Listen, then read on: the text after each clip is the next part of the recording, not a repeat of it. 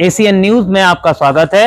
मैं हूं गणेश अग्रवाल और आप देख रहे हैं दमोह जिले की खबरें। दमोह जिले के सिगरामपुर पधारे महामहिम राज्यपाल के द्वारा आदि कर्मयोगी अभियान अंतर्गत आदि साथी एवं आदि सहयोगियों से संवाद कार्यक्रम में हिस्सा लिया गया।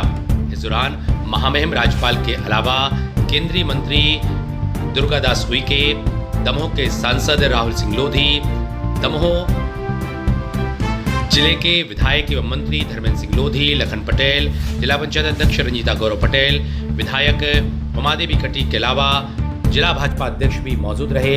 और इस दौरान मंत्री धर्मेंद्र सिंह लोधी के द्वारा महामहिम राज्यपाल का आत्मीय अभिवादन किया गया। तो इसके बाद आदि कर्मयोगी अभियान अंतर्गत आदि सहयोगियों से संवाद कार्यक्रम शुरू हुआ, जिसमें केंद्रीय मंत्री दुर्गादास उइके के द्वारा लोगों को संबोधित किया गया। तो वहीं उसके पश्चात महामहिम राज्यपाल ने भी सभी को संबोधित किया। तत्पश्चात इस पूरे कार्यक्रम का समापन हुआ और आभार स्थानीय विधायक एवं मंत्री धर्मेंद्र सिंह लोधी ने माना। आयोजन के दौरान आदि सहयोगियों सहित आदिवासी समुदाय के लोगों की बड़ी संख्या में मौजूदगी रही। एसीएन न्यूज के लिए मयंक जैन की रिपोर्ट। और हम सबका सौभाग्य है कि मध्य प्रदेश के यशस्वी राज्यपाल माननीय राज्य मंत्री श्री लखन जी पटेल मंच पर है। करतल ध्वनि से उनका अभिनंदन जाकर उनकी समस्याओं को समझा और उन्हें हल करने के लिए ठोस कदम उठाए। जनजाति समुदायों के प्रति उनकी विशेष संवेदनशीलता और सिकल सेल एनीमिया जैसी बीमारी को उन्मूलन करने का उनका संकल्प उनकी दूरदर्शिता और सामाजिक प्रेम को दर्शाता है। भाइयों बहनों, देश के यशस्वी प्रधानमंत्री आदरणीय श्री नरेंद्र मोदी जी के कुशल प्रेरक नेतृत्व में दीर्घावधि तक गुजरात प्रांत में विधायक और मंत्री के रूप में जिनको उनका दीर्घावधि तक सानिध्य मिला और इस सिकल सेल एनीमिया कुपोषण, भाइयों बहनों, ये सर्वाधिक जनजाति क्षेत्रों में ही फैली हुई बीमारी है। हमारा सौभाग्य है कि आज हमारे अभिभावक के रूप में हमारा पथ प्रदर्शन करने के लिए हमारे मध्य प्रदेश के राज्यपाल महामहिम श्रद्धेय श्री बंगू भाई पटेल जी मंचासीन है। मैं एक बार फिर आप सब की ओर से भाइयों बहनों उनका हृदय से अभिनंदन करते हुए उनका जो पाथेय है आज के विषय पर प्रेरक प्रबोधन है, हम सबको प्राप्त होने वाला है। मैं भाई धर्मेंद्र जी का, भाई राहुल जी का बहुत बहुत अभिनंदन करता हूं कि इस आयोजन में मुझे उन्होंने आमंत्रित किया और इसमें शरीक होने का अवसर दिया। आप सबका बहुत बहुत धन्यवाद। रानी दुर्गावती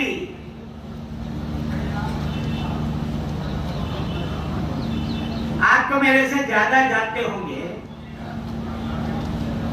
पहले हमने अपनी बड़ी मूर्ति की पूजा की। 500 साल पुरानी रानी दुर्गावती जी की वीरांगना आज बच्चे बच्चे लोग भी उनको पाठ्य पुस्तक में पढ़ते हैं, मगर 500 साल हो गए। एक महिला की वीरांगना कैसी होगी? मैंने थोड़ा सा पढ़ा उनके बारे में।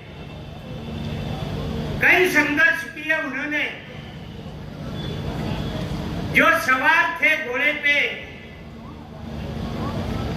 जब भी लड़ाई होने वाली होती थी, इस घोड़े की लगाम मुंह में दांत से दबाकर दोनों हाथ में तलवार चलाती थी।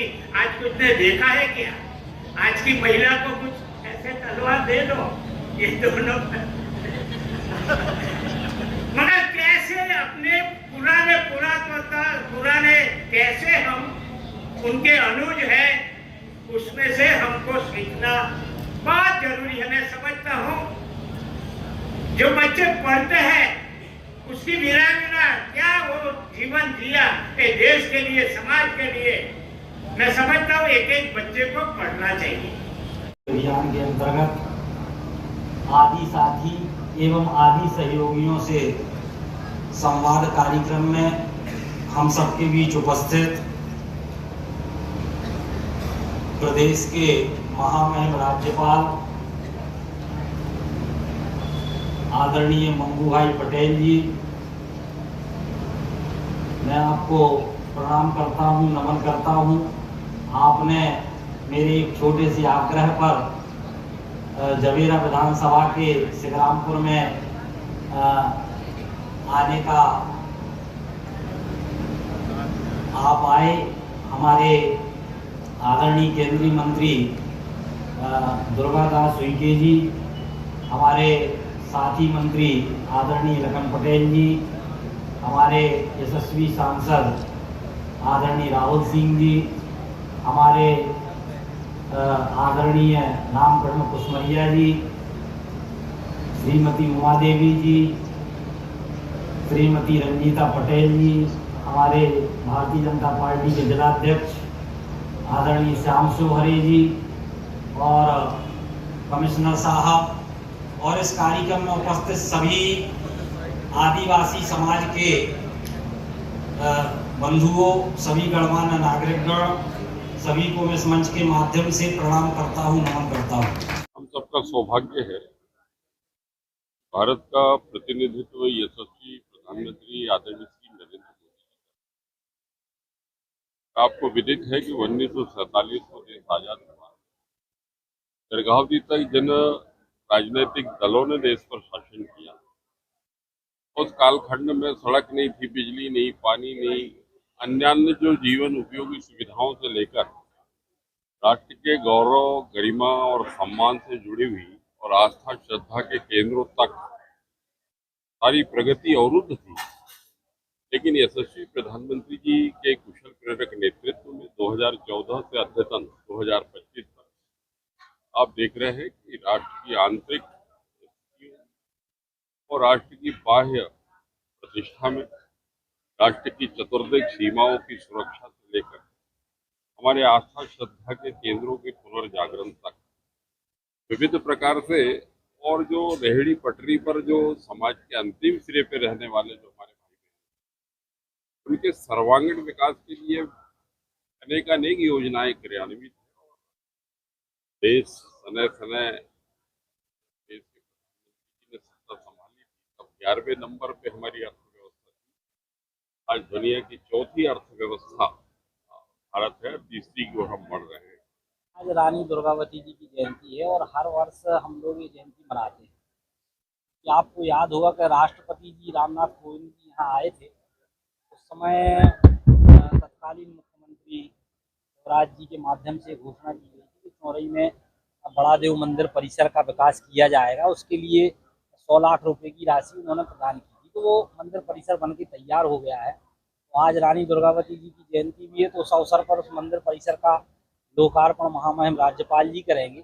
और जैसे धरती आबा योजना चल रही है, आदिवीर संग्रहालय का भी आज उन्होंने उद्घाटन किया है। तो कुल मिला के आदिवासी समाज के उत्थान के लिए भारतीय जनता पार्टी की सरकार, डॉक्टर मोहन यादव जी की सरकार, हमारे यशस्वी प्रधानमंत्री माननीय नरेंद्र मोदी जी की सरकार निरंतर अच्छे कदम उठा रही है। उसी के अंतर्गत मुझे लगता है कि ये कार्यक्रम आयोजित किया गया है और मुझे लगता है कि ये सिंगौरगढ़ रानी दुर्गावती जी की राजधानी भी एक समय रहा, तो अपने आप में इसका विशेष महत्व। कैबिनेट भी यहाँ हुई, राष्ट्रपति जी भी आ गए, राज्यपाल जी भी आ गए, केवल प्रधानमंत्री रह गए हैं। तो हो सकता है आने वाले समय में वो अवसर भी हमको मिले, तो ये बड़ा गौरव का विषय है कि आज। नहीं, ऐसी बिल्कुल भी बात नहीं है। हम लोग तो जन सेवा के लिए काम कर रहे हैं, चाहे वो आदिवासी समाज हो, चाहे कोई वर्ग।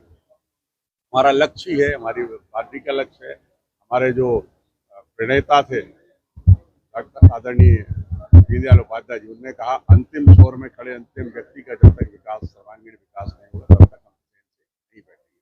उसी में हम लोग सब काम कर रहे हैं, चाहे वो इस विधानसभा का आदिवासी वर्ग का व्यक्ति हो, जाति वर्ग का, जनजाति वर्ग का, किसी भी, चाहे वो सामान्य गरीब परिवार, उस सब के लिए उत्थान के लिए हमें बात करना है, उनका काम भी, उनके लिए काम भी करना, उसी तरह की योजना बना करके और उन तक जन जन तक पहुंचाना, उसका लाभ होता है। जैसे आप देख रहे हैं कि आयुष्मान कार्ड उसी की एक बहुत बड़ी कड़ी है। तो गरीब व्यक्ति या ऐसे व्यक्ति जो अपना इलाज नहीं करा सकते, उनके लिए उसके माध्यम से इलाज मिल सकता है, चाहे धरती आबा योजना हो, चाहे जनमन योजना।